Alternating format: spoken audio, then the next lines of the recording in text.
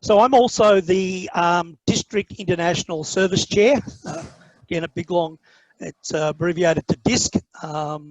And I'm really pleased to see a good attendance this morning, and I'm hoping we've got a lot of you that are taking on the role of Club International Chair. So I'm hoping you'll get a lot out of this in terms of sharing some resources. How do we go about looking for some international projects, and we're also going to be talking about some of the international programs that we host here in the district. So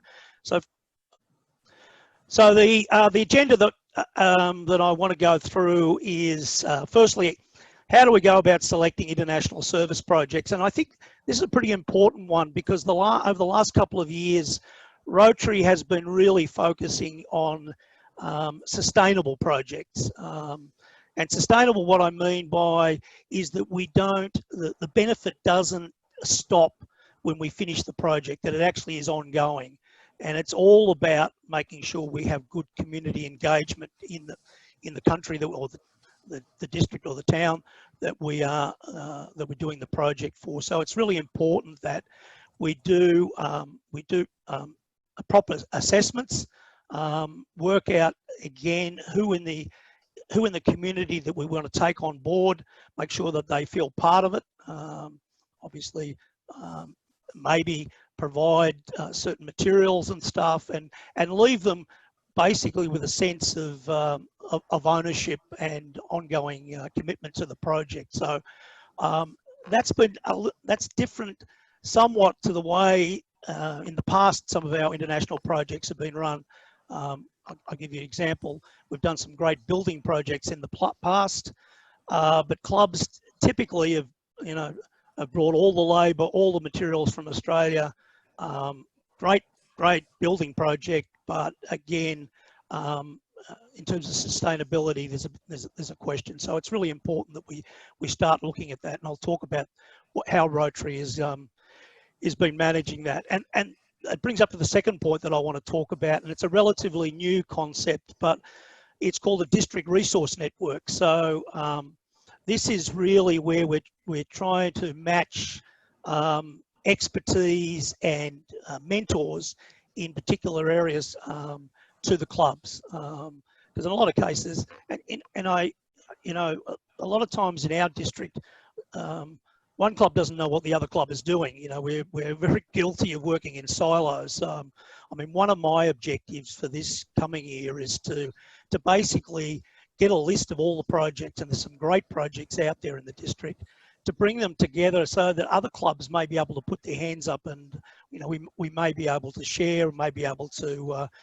get some critical mass in some of this stuff as well. So going to talk about some resources that are available. I mean, there's tons of stuff on Rotary websites, but I'll hone in on a few that I think are really important. And then I want to talk, we're going to give updates on the various international programs that are sort of hosted within our district. So we have a great list there that, and again, I've got discussion and questions at the end, but I mean, quite frankly, if anybody wants to put up their hand or whatever, then by all means go ahead. Just before we start though, I just want to reflect on the last Rotary year. We're still living through it in terms of challenges at a personal level and from an economy, but also Rotary.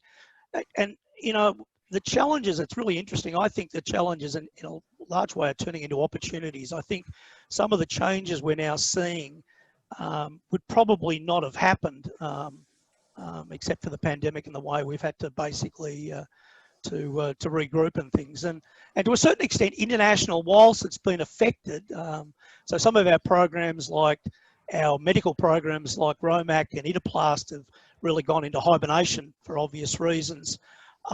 There's still been great work carried out. So in DIK, DIK actually had to close for a period there because of social distancing, but they're open. They're doing great work in terms of shipping medical gear.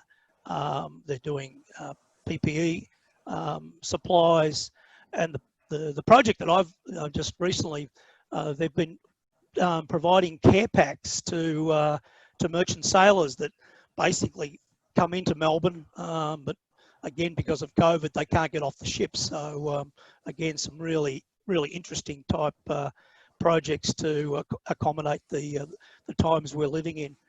Also, disaster aid, and we've got Brian from Disaster Aid going to give an update on it. But again, they continue to do great work in terms of the clean water project in the schools in Bhutan. They've also been doing some grants in terms of COVID-19 in Nepal as well. So so it continues to go on, but obviously we are challenged. So let me talk a little bit. So what I said before is the last couple of years, Rotary has really, from a strategic goal perspective, is out to try and increase the sustainable humanitarian services. And the way they're doing it, they've put in place, so my role, District International Service Chairs, to assist in terms of bringing, getting better expertise to help clubs in terms of developing more sustainable projects. And one of the ways of doing this, this initiative, is what we're calling a district resource network. So each of the district is putting together a register of, and again, it can be Rotarians, it could be non-Rotarians, it could be third-party groups, but basically people that are expert in their particular fields. And I'll talk about what we're looking for. And again, this is going to be a call to action for all the clubs here in our district as well. Probably the best at implementing this so far has been District 9810, which, and again, I've got lists of experts, not necessarily hosted here in our district. What I'd like to see is more local expertise as well, but we still have still a lot that we can call on. So let me just quickly talk about what a district resource network looks like. So really what it's trying to do from a project perspective is to call out mentors or experts with experience in three general areas. So in the area of project planning and implementation, which clearly is a really critical piece.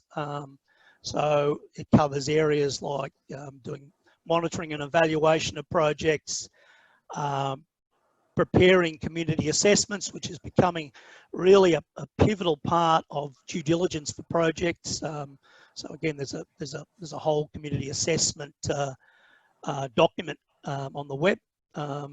Financial planning, project management, even things like auditing projects throughout the stages of the process. So again, we tend to put it to clubs to do this, but what we're hoping is that clubs will put their hand up and we'll be able to direct them to people and individuals that can basically help them do that. And again, not reinvent the wheel. I think this has been a big issue, is that clubs, they basically look around, and I've had club chairs that, been around Rotary for a long time.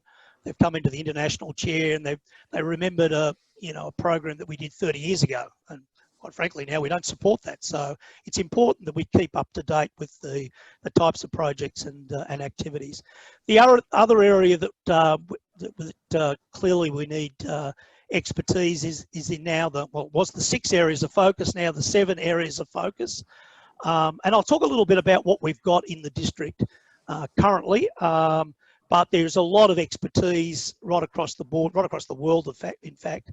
And remember, a lot of this is driven around trying to get bigger and more sustainable global grant applications. So, again, in our particular region, we've had the bushfires, obviously, but we don't necessarily put our hands up a lot of times for global grants. But the same philosophy applies for a global grant as it does to, district grants and obviously just local projects as well.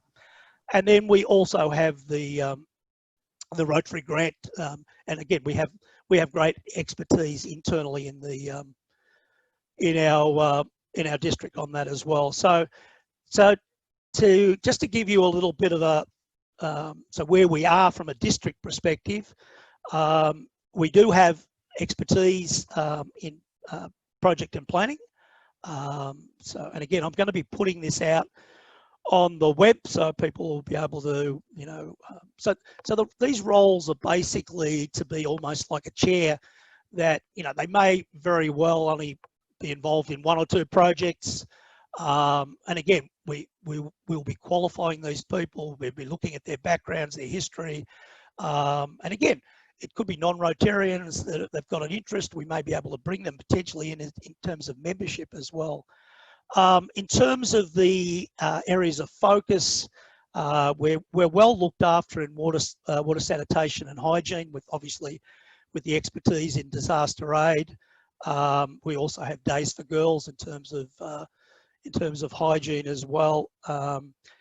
And I'm talking with someone that could possibly be an expert in our region for disease prevention and treatment, an epidemiologist that I came across and I've been introduced to over the last couple of weeks. So, you know, clearly we have, you know, I can still put expertise. We've got experts in other districts and right across Australia. So, but I would like, and this is the call to action from all our clubs, if you have somebody, and I know we do, we've done some amazing projects right across the board, but if you think there's somebody in your club that is interested in taking these roles, get them to have a chat with me. I can talk with them, explain what their the expectation is and what's but I think it's really a set of building blocks that we can use, and again, once we get into this, then clubs can basically be directed to some resources for that. So the whole idea with the DRN, so again, clubs can obtain project planning, aligning a project or a grant with obviously a Rotary area focus, which is obviously critical.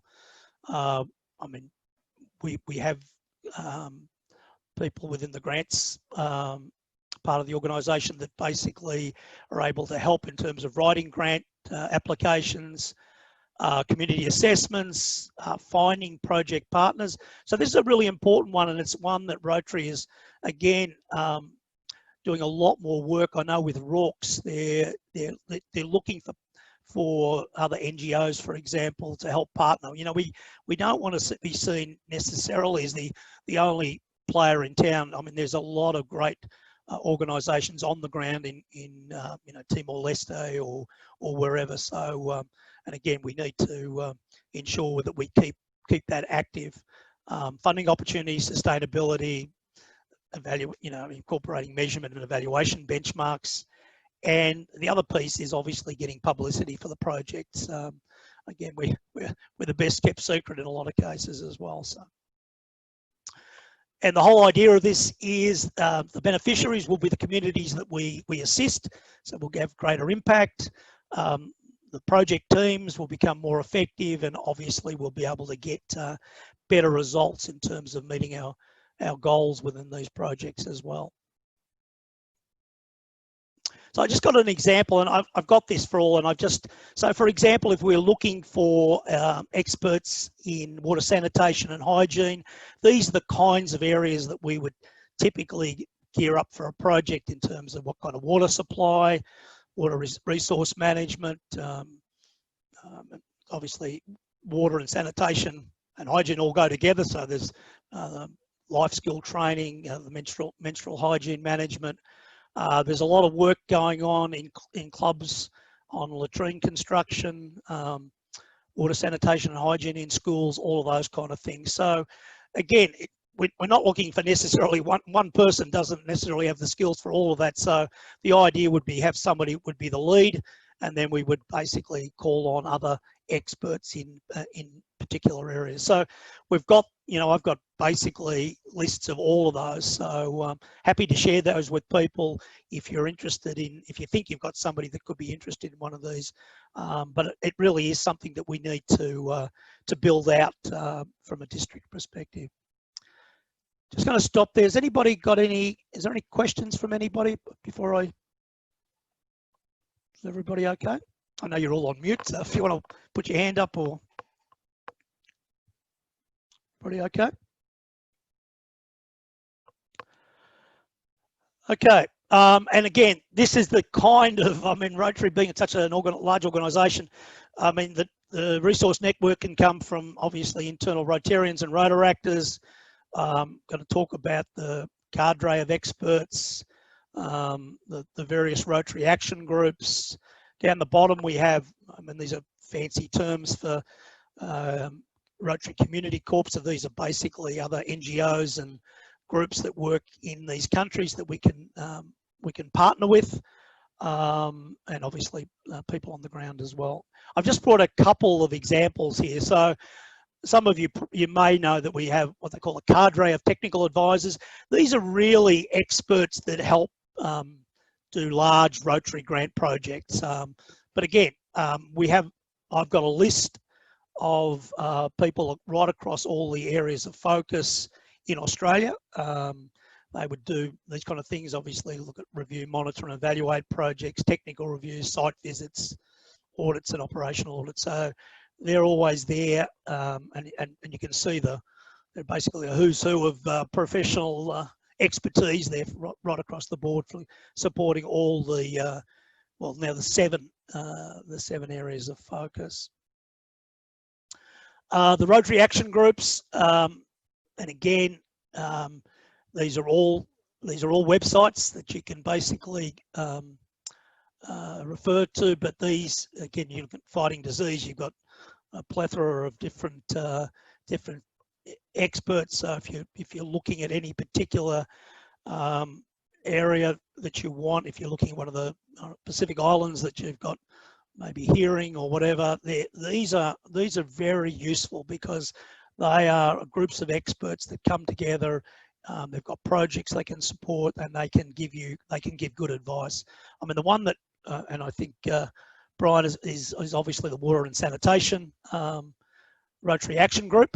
Now at the moment there's 6 listed there. This 7th one just so happens that environment, there is actually an environmental sustainability group too, so that probably will be built out to support the 7th group.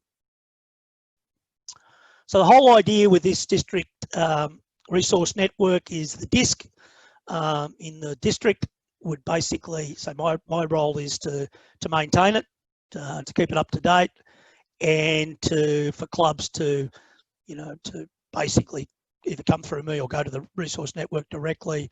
I can basically push it off to other discs in other parts, and other district chairs as well. So that's how the theory works.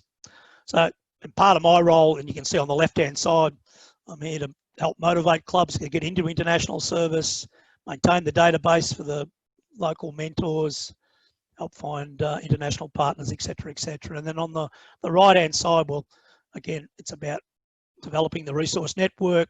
And I'll go through some of these, the publications that are available, and these are all on My Rotary, and some of the online tools as well. So that's a bit of a plug for so you'll see more of this as we build out the district website. But again, my call to action from everybody that's here, and hopefully all the other clubs, is again, share your ideas. We can hopefully we've got clubs that want to be active in these projects, and some clubs that basically have money, and they want to be part of that, so they can help in terms of funding. So we need to better engage clubs rather than working solo in a lot of ways. But again, I would like you, if you can think of anybody that would be, and again, I can send this out to people that could fit within one of these roles, then let me know. I'm happy to have a chat with them and see how we can progress it. So. Okay, so before we get into the programs, I've got a few, some of you probably have already seen some of this stuff, but these are good resources to have a look at what kind of projects are available. So for example, the Rotary Showcase, so these are all on My Rotary. I've got the URLs for all of them as well. I've got a couple of examples of each. The Rorke's project list is, I think, fantastic. DIK, they don't have a project list as such, but we'll talk about DIK. They are ready-made potential projects for clubs that are looking to dip their toe in the water, so to speak. The Rotary Action Groups we've talked about, and there's a community assessment tool as well, which I highly recommend, because if you're going to go for large projects, as part of underpinning it from a due diligence is to prepare a community assessment tool. It's basically making sure that you've engaged with the community that you're working with, and they are on board, etc., etc. And there may be other opportunities that we can pursue as well. So these are just some screenshots from the Rotary Showcase. They're really good. You can navigate to any type of project, but they're under each of the, at the moment, the 6 areas of focus. They've got polio projects, and they've also got now DIK projects. You go into those, you can get an idea of, there's some fantastic ideas. You can pick by country. You can look at, they have photos, and what I also like about too, they talk about, how much money's been spent on these, how many Rotary volunteer hours have been put into these projects, which again has been a big push in terms of trying to measure that right across each of the districts. If we look at, and I'll talk about Rorke's in a bit more detail, but if you go to the Rorke's project list, and again, there's 3 funds that basically that these projects go through. I mean, you can see that again on the left-hand side. There's a navigation. You can basically go by country, by district, by project. But there's 539. So this was a couple of days ago, and you can open up these. And some of them, and again, I've got an example of one project here. If you can read, this is a little bit small, but it's again a COVID-19 project in Nepal. From the Rotary Club of Albury. Again, a short summary of what they're attempting to do. And what I like is the donate now button. So that's the whole point of this, is that goes out and it can be a great source of funding. And obviously the district's bushfire appeals went through this through the Rotary Australian Relief Fund.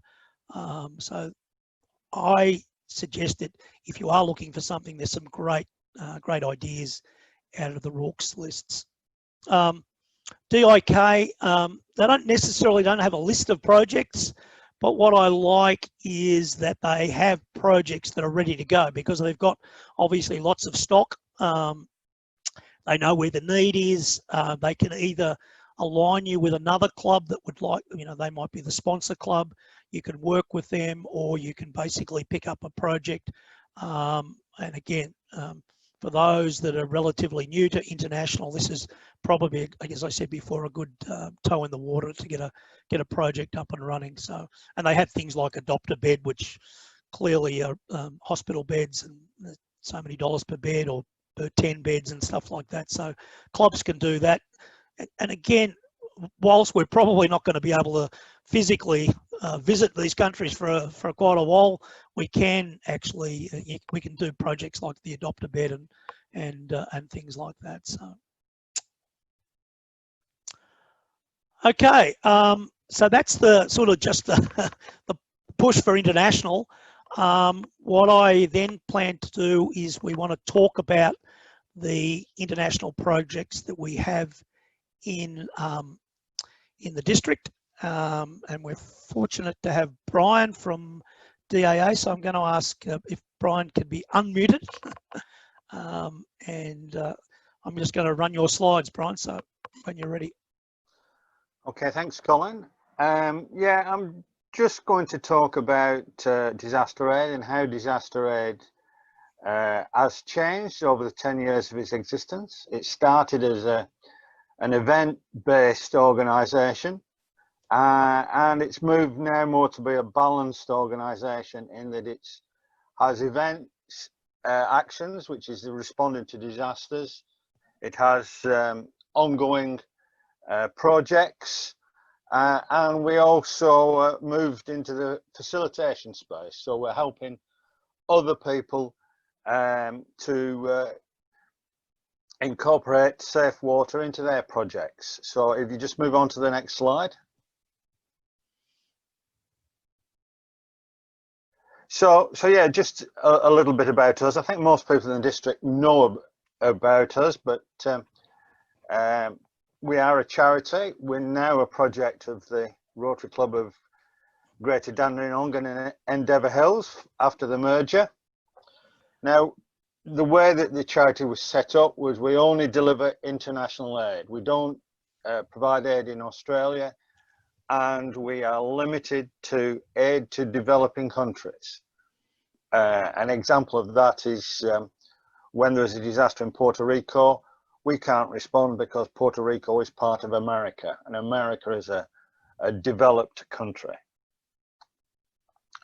Now, though we're actually act somewhat independent of the Rotary Club, we are still a mainly volunteer organisation, and typically our paid employees is 0.6 persons per week.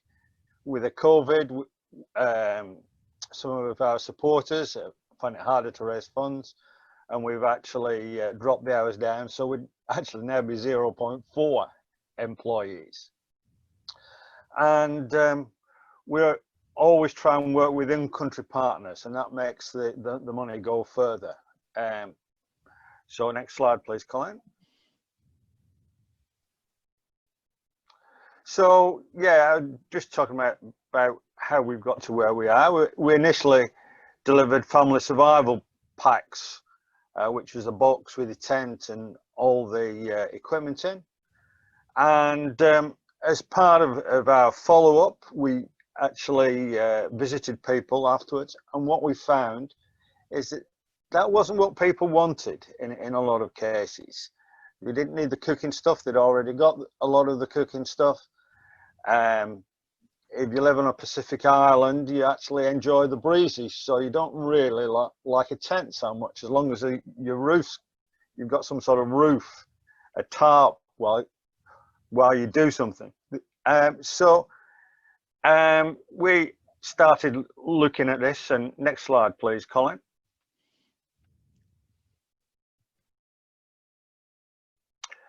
So yeah, what we found people wanted was they actually wanted help rebuilding their homes.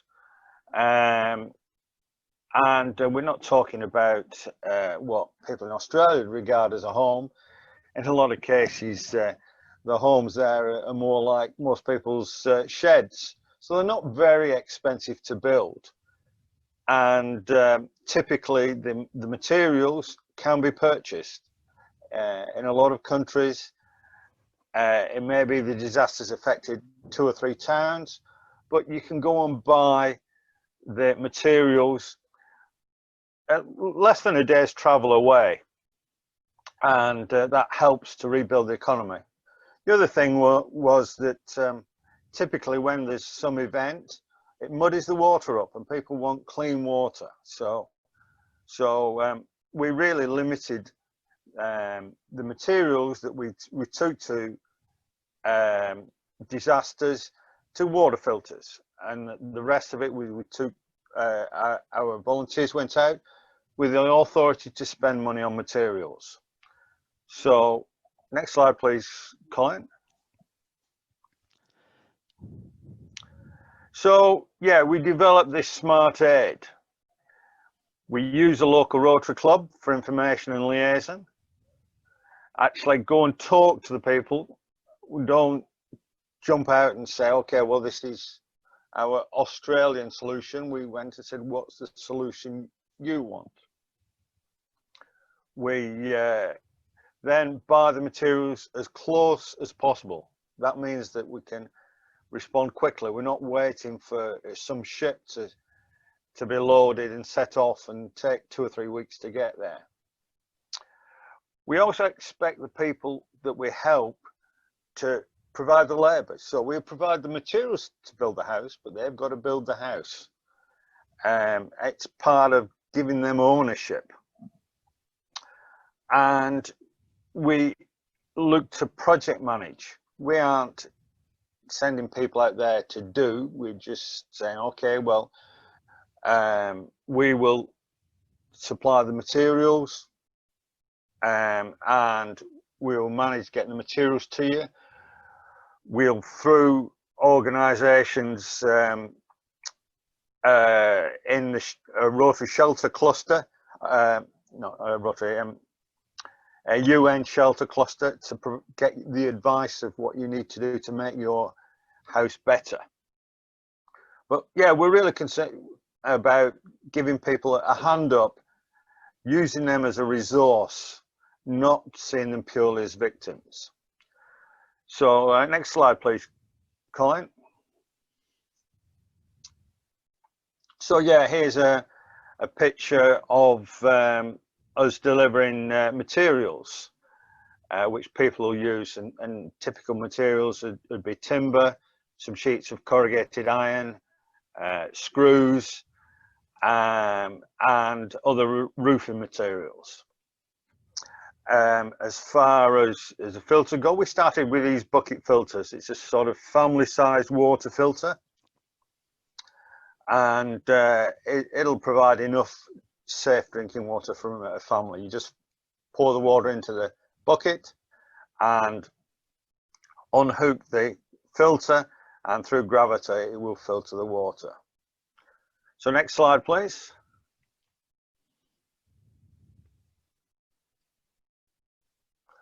Yeah, a lot of people will have seen these at our various conference turnouts, the sky hydrants.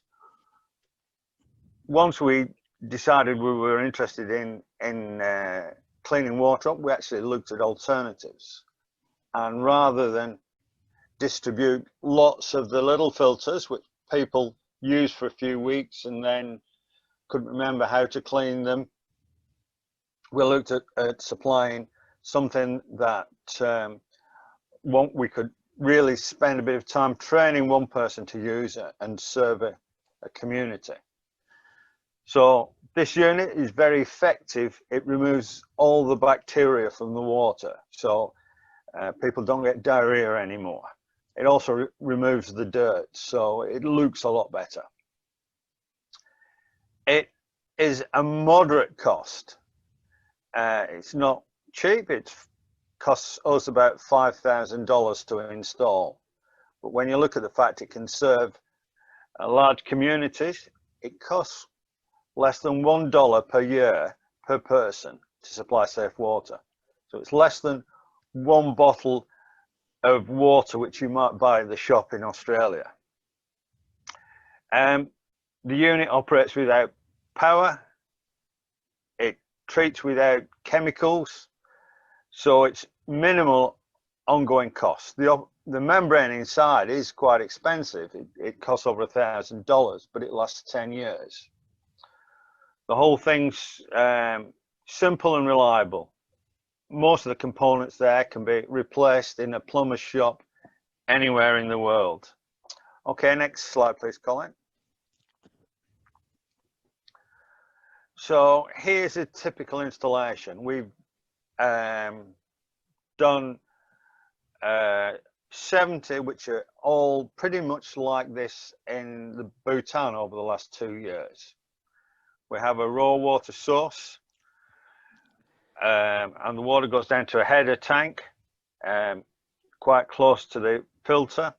The filter sits in a small shed, and then we have a filtered water tank, and it goes to the tap. It's fairly simple. As you say, the sky hydrant and the tanks and pipe works cost about $5,000, and we expect the local people to put up the shelter shed, lay the pipes. So next slide, please.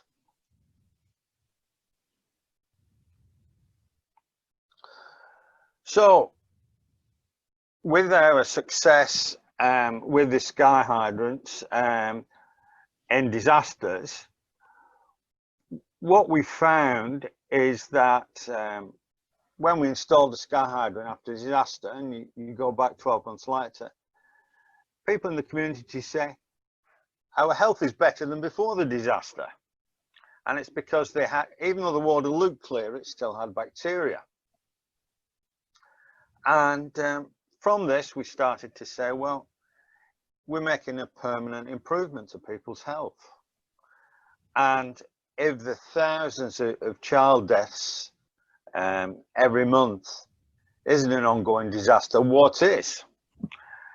And it's child deaths because children are at the greatest risk. They haven't built up any immunities. And there are, World Health Organization estimates over 300,000 child deaths a year through contaminated drinking water. And as you can see, it's very affordable to do something about it. Okay, next slide, please, Colin. And here's the results. This is why we're doing what we're doing. This is a project that was done last year in India of 8 sky hydrants in schools. And you'll see in the table that there were 7,762 students.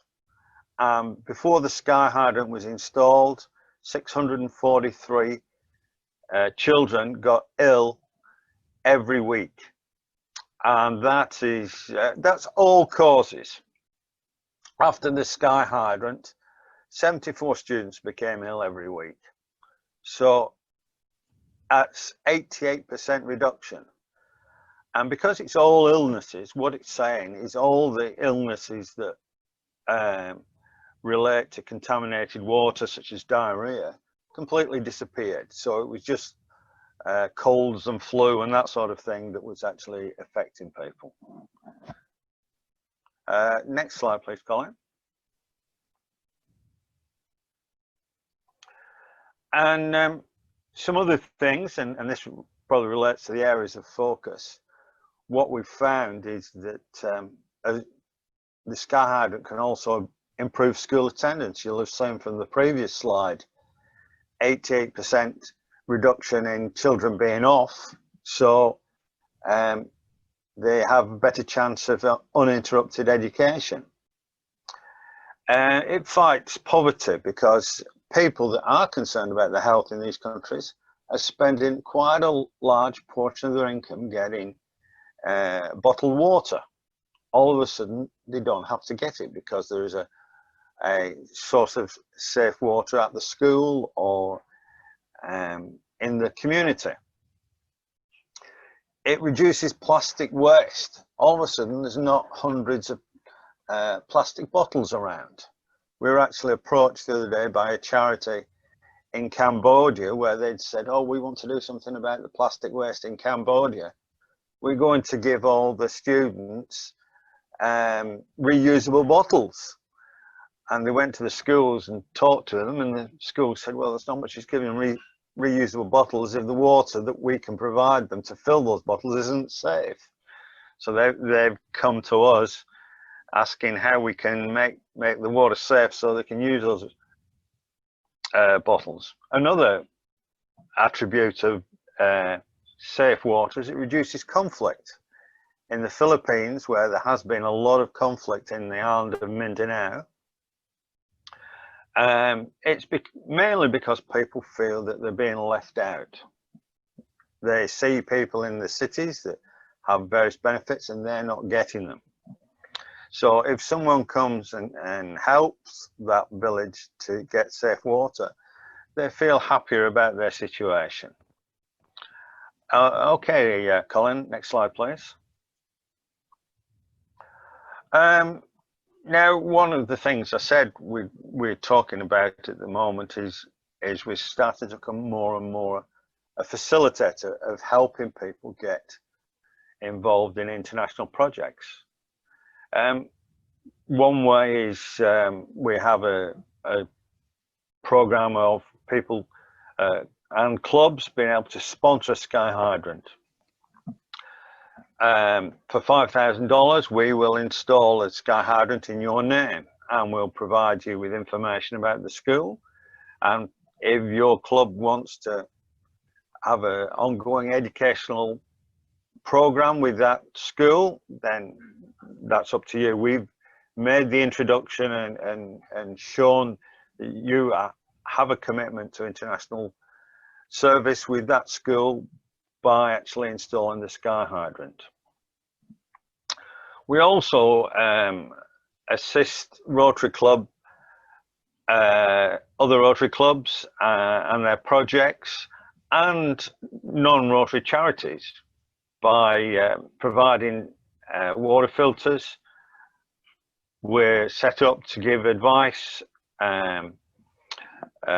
training and support for safe water installations. At our office in Hallam, we have a complete training facility set up, and we can offer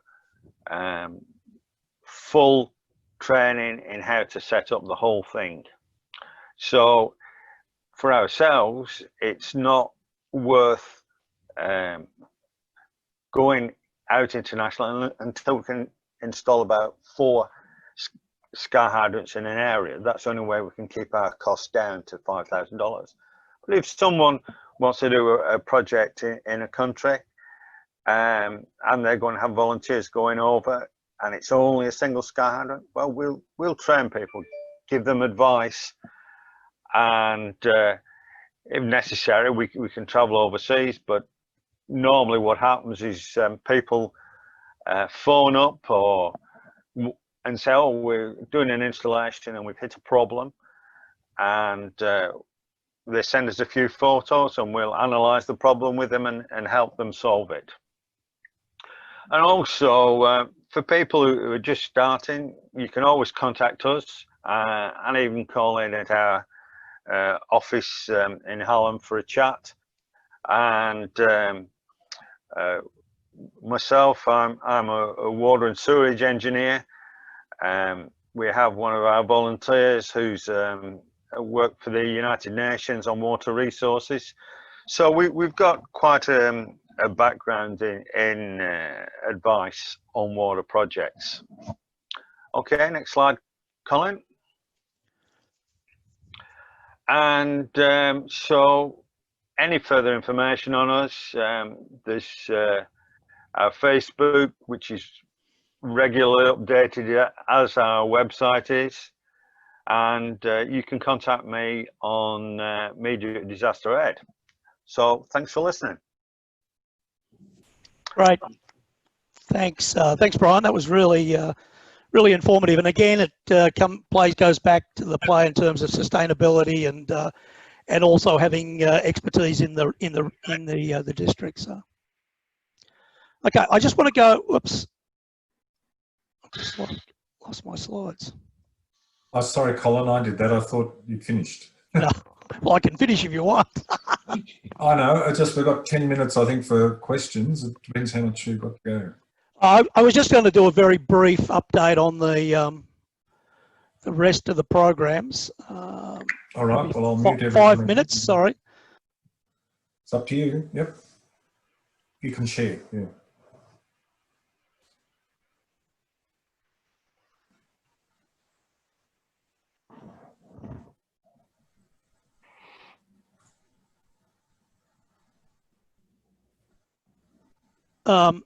So we have a Rorke's champion in Harry, who's from Dramana. We talked a little bit about Rorke's before. Again, it's the umbrella for lots of our projects. It also hosts Rotarians Against Malaria donations in kind. It is, again, using 3 deductible funds. You can see on the bottom of the slide, all the overseas projects come out of the Rotary Australian Overseas Aid Fund. What I also like about, whoops, what I also like about Rorks is if you end up, and again, district or clubs can basically put up a project. There is a whole protocol in terms of project management, and even if you wanted to go into their website and have a look and print off, it is a really good checklist in terms of what is expected in terms of project management. So, and you can see how much money, that $32 million in projects, etc., etc. Donations in kind we've talked about. I think again they're doing outstanding work, and it's a great area where, I mean, we've got Roger from Berwick who's the champion there. So again, if you want to make contact with him. The two medical programs, Interplast. So again, that's about sending plastic and reconstructive surgeons out into, well, they're not going out at the moment, but a great program which is basically run by the Royal Australasian College of Surgeons, and Rotary has a significant role on the board. The program that I am also I've been the champion for a couple of years now, is ROMAC, and again, run by Rotarians, been around for 30 years, treated over 500 life-threatening surgeries. The most recent I've had 2 in the district over the last couple of years. A little girl, Amelia, came out with a kidney tumour. You can see the size of it. It was a third of her body weight. Again, it's a great project to get involved. I mean, clearly we can't do it, but again, we're looking for host clubs. Rotarians Against Malaria. I think most of you have seen again, this is through Rorks again. So 9820 and 9810 got together and trying to eradicate malaria in Vanuatu, which is, it's actually a part of the program, and there's other countries as well. It's a huge project with again, a great project sponsor in that as well. Days for Girls, again, distributing feminine hygiene kits, and I just wanted to put a plug in for Ula in terms of the project she's done. I mean, unbelievable work in terms of getting out to Nepal, not only distributing but teaching the children. I mean, last time they got to 5 schools, and the other bit which I think is really important, again, in terms of sustainability, is with a grant from In a Wheel, they were able to buy sewing machines, fabrics, tools. They got a local to be qualified, and now they've got basically an industry there that they can supply, so they don't have to rely on kits coming from Australia. They're actually getting orders from other NGOs around Nepal and elsewhere as well. So fantastic work. And finally, the last one is wheelchairs for kids. So Peter is in the Rotary Club of Casey. Again, they're manufactured by some volunteers in Western Australia. They're purpose-built, and for $200, there's been some fantastic, and if you look at the website, there's some great photos of children that basically have never had access to get around. So great program as well. So it was that's a bit of a summary of what's on offer to potentially help any new international chair in the clubs. So thanks, Tim. Okay, put your hand up if you've got a question. Thanks, Colin. Quite an improvement on last Saturday, Tim. I think you'll probably agree with that. But the thing that as regards district grants and global grants, I think in some ways with the money involved in the global grants, sort of big funds, 100,000 plus, Yeah. it may very well be advantageous to try and get clusters involved rather than individual clubs. Get the AGs behind it. It may be easier to sort of you're going to get more contacts, more ideas, and the better chance of it coming to fruition. I think that's a great point, George, because I think we've been working in isolation too long.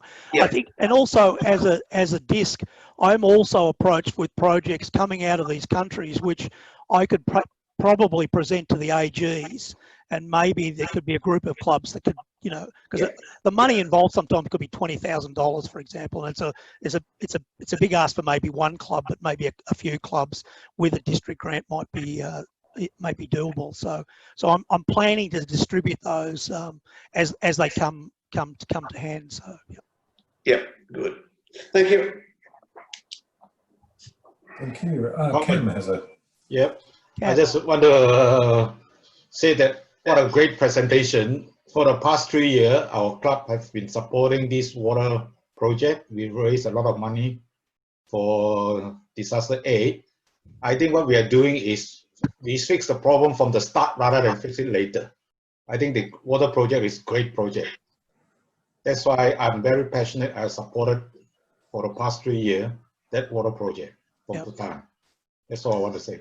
Thank you. And I agree. I think every club, you know, and again, because there's still water project still in Bhutan to finish off, clubs could pick that up and run with it. I mean, our club has raised, you know, a couple of lots of $5,000 to get these sky hydrants in place. It could be very well a project that a lot of clubs could, you know, look at fundraising for as well. So yeah.